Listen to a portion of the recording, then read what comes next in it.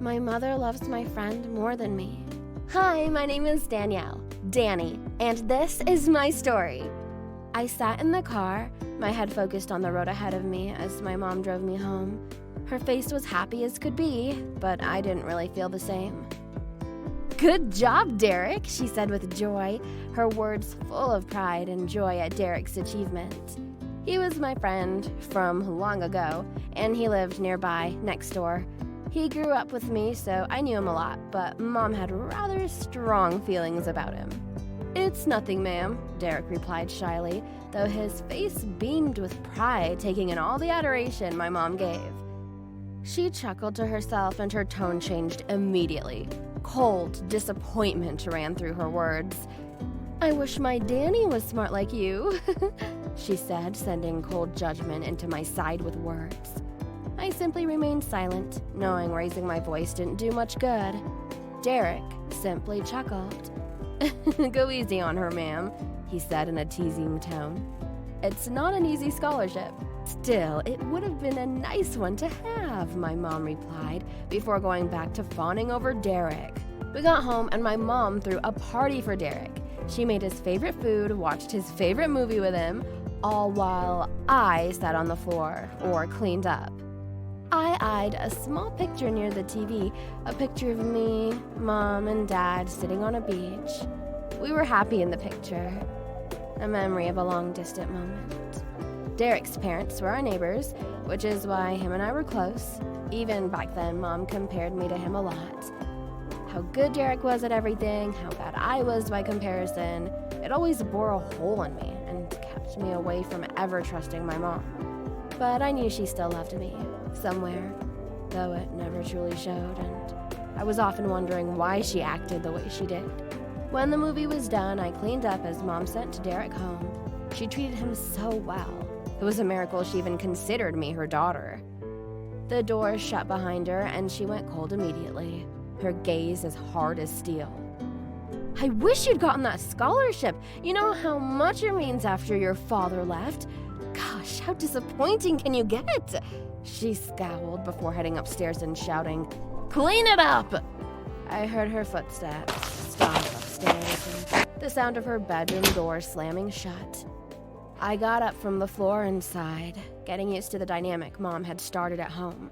I patted my hands and washed the dishes, cleaned the living room, dusted everything off before taking a night bath and heading to bed.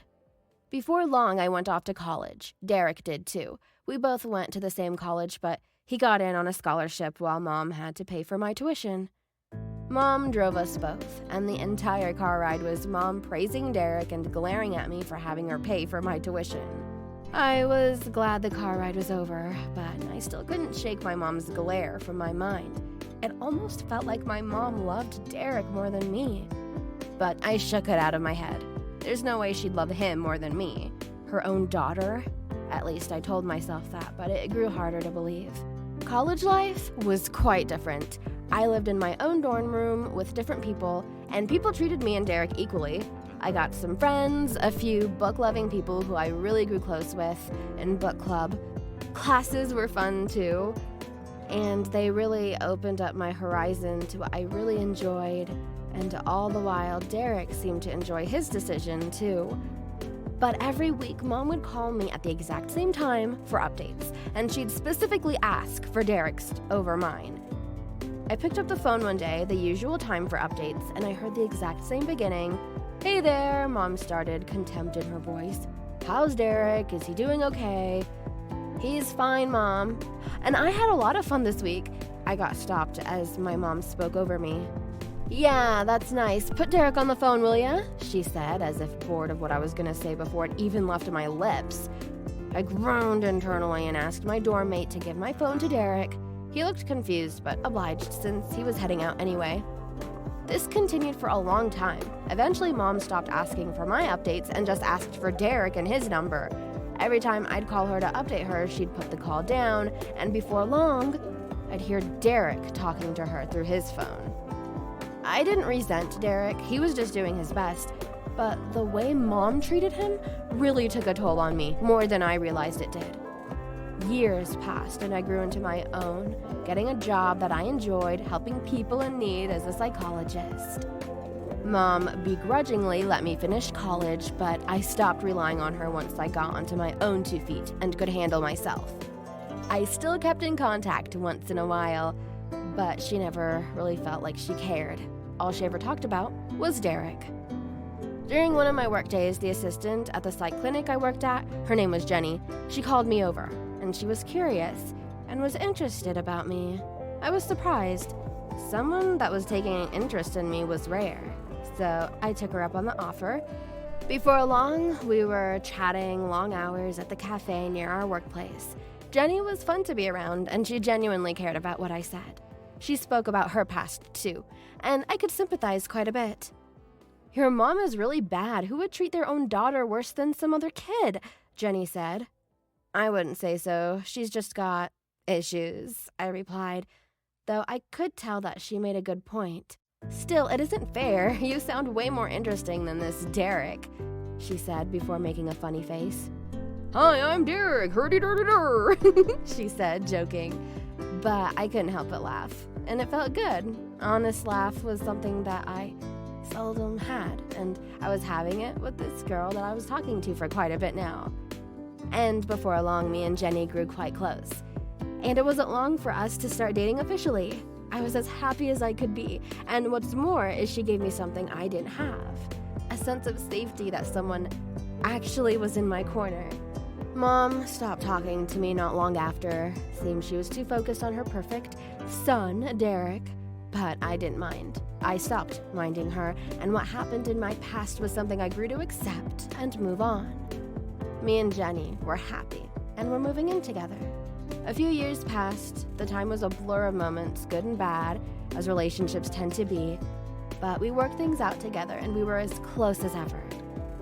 We were laying on the sofa one day, reading a book together, 2 mugs of coffee sitting on the table, steam wafting into the air with sweet scents.